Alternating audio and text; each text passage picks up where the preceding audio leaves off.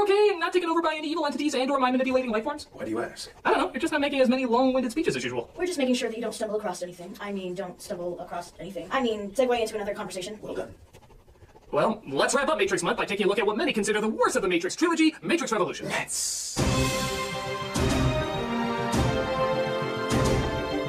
While Matrix Reloaded had a strong opening at the box office, the audience reaction was less than thrilled. Both diehard fans and common moviegoers didn't seem too excited to see where the story was going anymore. Hence, very few people saw the final installment, and it bombed at the box office. I know, right? Hard to believe a film series would deteriorate into explanatory dialogue and lifeless performances after the mountain of emotion the first film gave us. But, nevertheless, let's see how a franchise that hooked in so many people so quickly could lose them almost as fast.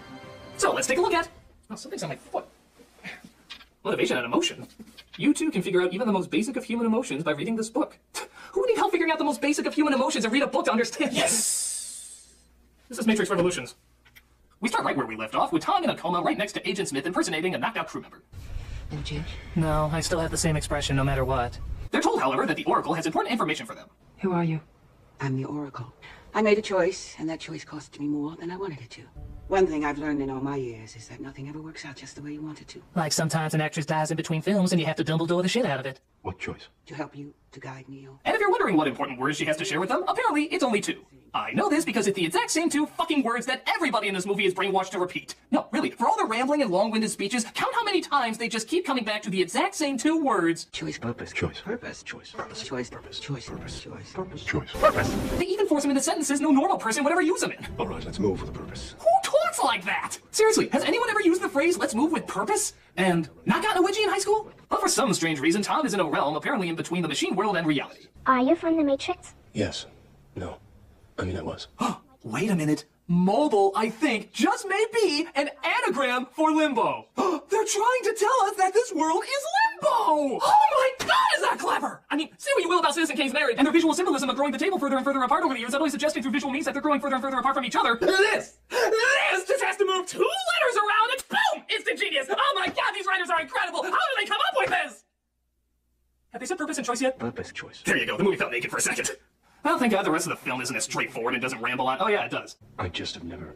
Heard a program speak of love. It is a human emotion. No, it is a word. What matters is the connection the word implies. Can you tell me what you would give to hold on to that connection? Wow, this is about as exciting as actually waiting at a real train stop. You believe in karma? Karma is a word. Like love. A way of saying what I am here to do. Yeah, we're here for a while, guys. I hope you're enjoying it. Your programs. Oh, yes. And yet somehow, like most of the machines in this movie, I seem to have much more emotion than any of the human characters. My wife is an interactive software programmer. She is highly creative. What are you doing here? Goodness, I apologize. My wife can be very direct. Yes, please, more of that! You're the first one to say something that isn't 20 pages long! I see that you are in love. Oh, what gave it away? Was it how I stare into nothingness with no recognizable thought? Because that's kind of how I normally am. Oh. But a character called the Train Man comes to take them away, leaving Tom behind. You're gonna stay right here until Mary Jane says different. I don't want to hurt you. You're right, make threats. I don't need this, I made it beyond fun to do. Get on the train or you stay here with him. Thus, Tom realizes as much energy as he puts into it, he ends up going nowhere. You can personally insert your own obvious metaphor for the movie here, but me, I just want to get the fuck out of this scene! This leads us to one of Frenchie's clubs, which is, imagine, a fetish club. You do know people wear other clothes in the real world, right?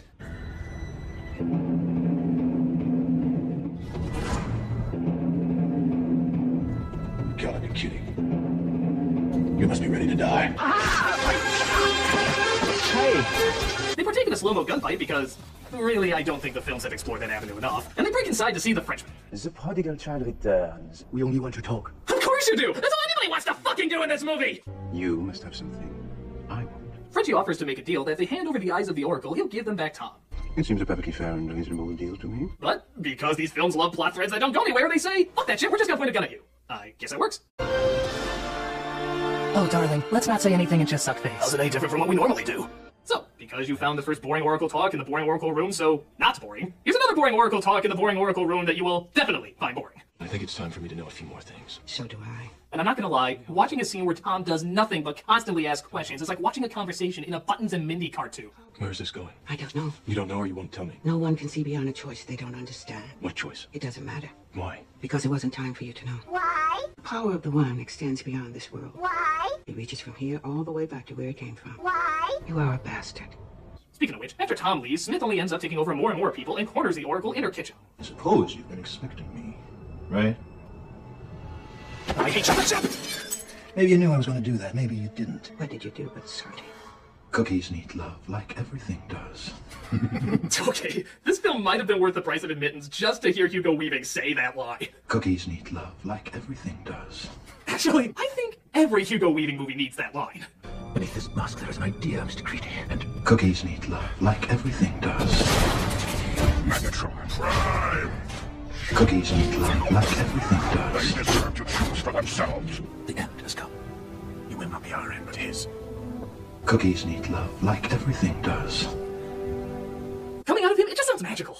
But he ends up taking over the Oracle, which leads to one of the silliest and most famously goofy laughs in movie history. I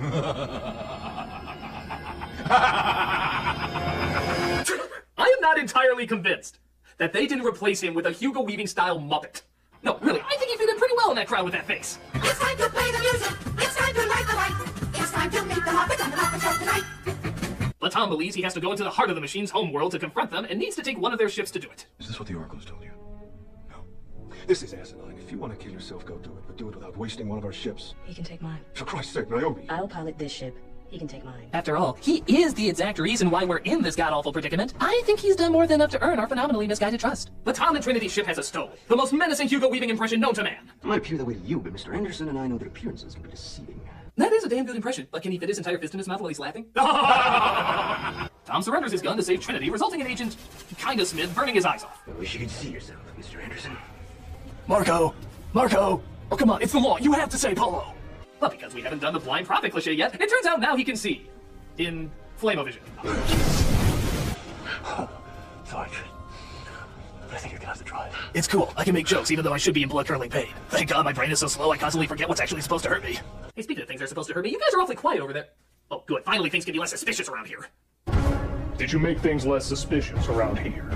Yes, he is totally convinced that we haven't been affected by you. Good. Everything is going according to plan.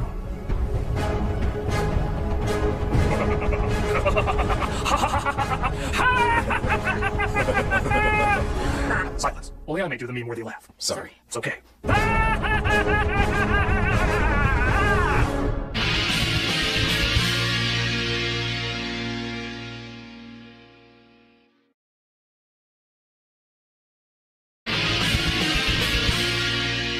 So Zion is about to be wiped out by an army of machines. It's time to take off our shirts for no reason and get in our machines we stole from James Cameron's Aliens, who will ironically steal it back for Avatar. I think the real battle is between which film series is trying to be less original. Oh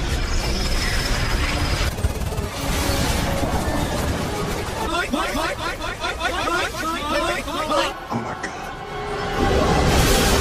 And to think, this is all because our beloved Messiah said, fuck it, I want to get laid more. You all can get axed off by Cthulhu sperm while I run away taking one of your ships that's essential to your survival. Best Messiah ever.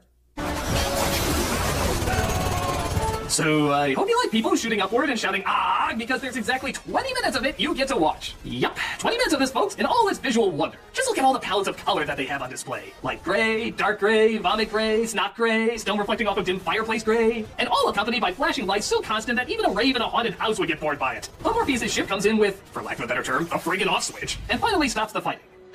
You did it. No. We did it. You're a hell of a pilot. No, we're a hell of a pilot. We really should stop this. No, we really should oh, yeah, sure.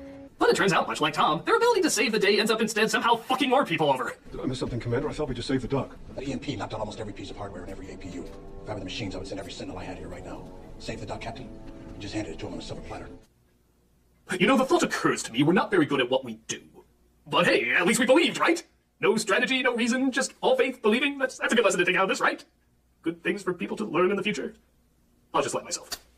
Meanwhile, Tom and Trinity continue to fly towards Skynet to try and make a deal. We're over the fields, aren't we? But they are eventually spotted after a pretty friggin' long time. However, Tom is able to zap most of them with his Jesus beams, but they eventually end up punching his spirit, which means they have to go higher up.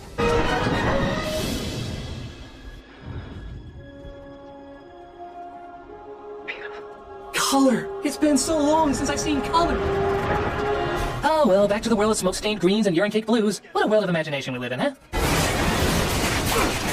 The ship crashes, and Trinity, it seems, is somewhat inconvenienced by the results. I can't go with you, Neo. I've gone as far as I can. What? Oh no. I don't think she'd be quite so calm or coherent with those metal cords sticking out of her body. My guess is her dialogue would be a mix of gargling blood and...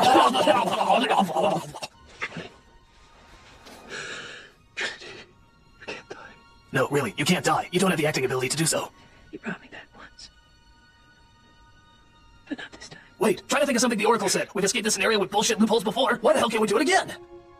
How grateful I was for every moment I was with you. But by the time I knew how to say what I wanted to. Jesus Christ, lady, your death scene is literally 4 minutes long. I think fucking Rasputin died faster than you. But you brought me back. There is another Anderson. Well, good to know all the lives you let die in Zion resulted in the exact same outcome for Trinity's dead ass. But hey, I'm sure it was all part of the grand plan that was about as well planned out as the one in Signs. Seriously, fate doesn't think itself through. While Tom mourns the loss of his partner in Bland, Zion gets ready to face the machine's second wave. Attention, Zion. Do not fear. This is only a drill. It's a little machine over there. No, seriously, you are all going to die. But before they can wipe them out, Tom approaches the leader of the machines, the Time Baby, and tries to make a truce with them. Am I the only one who wants to hear this come out of that thing's mouth? Seeing how Smith has apparently infected all of the Matrix, including the machines and programs, Tom says he can get rid of him in exchange for leaving Zion alone. Why they can't just make another Matrix like they've done so many times in the past, I don't know, but let's just pretend this movie isn't very good at answering questions, and then pretend you're not pretending. The magic of tentacle hentai, he's thrown back into the Matrix where Smith has indeed taken over everything. Mr. Anderson, welcome back. We missed you. Now is the monsoon of our discontent. You like what I've done with the place? So, remember how crazy fun and over-the-top that fight was in the middle of the movies with a million Smiths all attacking at once? You might be asking yourself, how the hell are they gonna top that?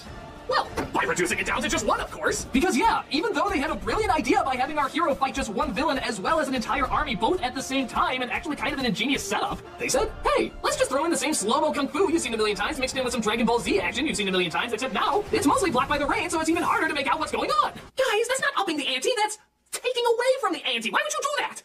It's so bizarre why they thought this would equal a bigger climax than the last fight they had with the Smiths. Hell, it doesn't even add up. In the last film, he took on like a bajillion of them, fighting them off like they're deflating balloons. Why the fuck now can't he just do that to one of them? Watch this one. I'm gonna kill you, oh no, I'm defeated. That was pretty easy. Why is he having such a hard time with this guy? Hell, even the video game had a better climax than this. A giant version of himself made out of the city. Okay, it was pretty fucking silly, but have you come to expect that from these films by now? At least it was something bigger and different. Why are we supposed to be impressed by this? Why indeed, Mr. Algebra? Schmuck. I knew you infected those two. What's going on here? No, it's very simple, really. I just want you to finish the review. What? Why? Because then maybe fans will at least check out the movie to see just how bad it is. Yes, the more you hate it, the more likely it is to gain viewership from when it tanked at the box office. Oh, fuck that shit. I'm never viewing the rest of it then. No, I'm afraid you have to, Mr. Algecritic, for as you see, I've grown quite an army. Hello.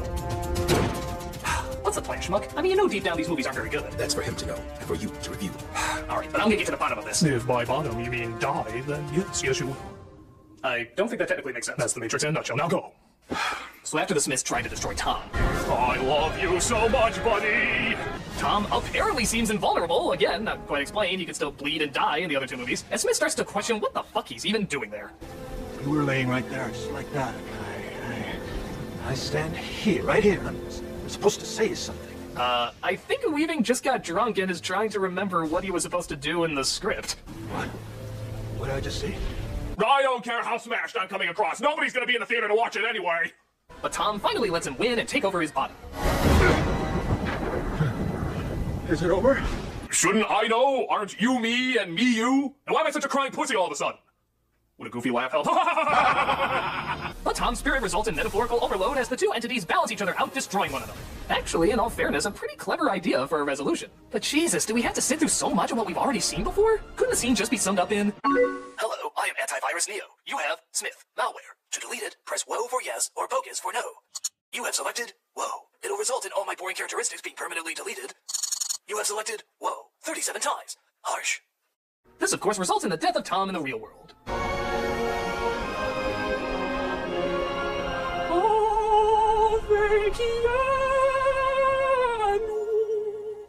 While that's going on, it looks like Zion is finally safe. Zion! Zion, it's over! It's over! The war is over! Thanks, random boy with no authority who we're just gonna choose to believe for some reason. So everything goes back to normal and the machines agree to free anyone who wakes up from the Matrix in the future. Obviously, they will be freed. I have your word. What do you think I am? Human? Well, you machines do seem to be very emotional, so I think that's kind of a legit question. Look, look! Just look at that. Did you do that? For now. I know he'd love it. Will we ever see him again? I suspect so. Someday. Someday he might do a film to revive his career. Let's just pray that Cowboy Bebop movie is a rumor. Did you always know? No, I didn't. But I believed. As programs do? Well done, Mr. Alger Critic. And now it seems there's no purpose to your existence. That may be all well and good, but have you considered this? Hi, a gun! No blood. Wait a minute, I know what you guys are. You're... the strangers from Dark City! Very clever, yes. But why? Well, what do you We were so pissed off that our movie bombed, earning only the slightest of a cult following. We knew we had to retell our story to a more popular market. So we dumbed it down for a broader demographic. Of course. A world controlled by emotionless entities. A lead who adapts to his powers. A dark environment ruled by human imposters secretly observing them. Hell, it even ends with two people flying around destroying a city. But it wasn't enough. So we replaced character development with gunfights. Vague undertones with obvious symbolism. And classic film noir with sexy people in tight outfits. It was a big hit, but something went wrong. The audiences caught on to our gimmicks and grew tired of the sequels. But you, Mr. Alja, you can say how bad it is and grow the audience's curiosity back. No. You know as well as I do, more attention should be brought to things that are timeless, not what's just popular for the moment. We've tried it before. We dare not try it again. Nor will you. Mr. Critic, catch! Chester, I told you, I don't do anything beyond con. No, insert it into your head! Oh, that makes much more sense. You're probably wondering why I keep appearing in all your memories. It's because I've inserted myself into them. For as you see, I have been studying the strangers for some time. Really? It's a hobby. But I have also discovered how to destroy them by using their very own power known as ruining. Ruining? The ability to ruin a perfectly good idea with unfit action and mindless puppets that they call characters that the viewers can imagine themselves as. But you can ruin too, Critic. All you have to do is finish the review, but you must act now! The Matrix films are silly, but harmless. What?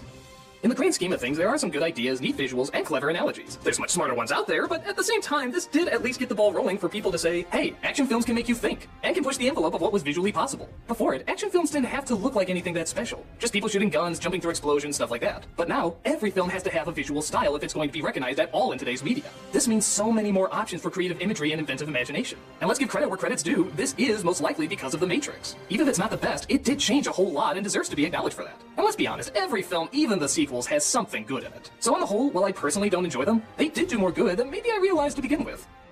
And none of them, not even the last one, are really god-awful. No, you must hate them. You must hate them so much that people have to see them. No, I don't. I think it's time to use some of this ruining power to get things back to normal. No more of the color green. No more weird-ass managed gear. And no more stilted, unemotional acting. My God, you will have personality! Much better. I'm dying, Nostalgia Critic. We researched so many popular stories, so many timeless philosophies, so many important sounding words. Why couldn't we make our characters more human? You want to know what makes a character human? Well, you're not going to find it in this. Went looking in the wrong place.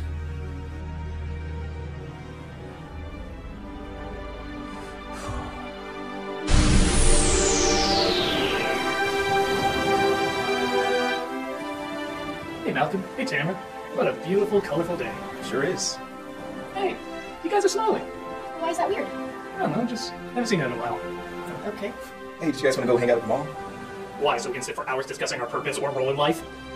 No, just hang out and talk. Why, yes. Yes, I would.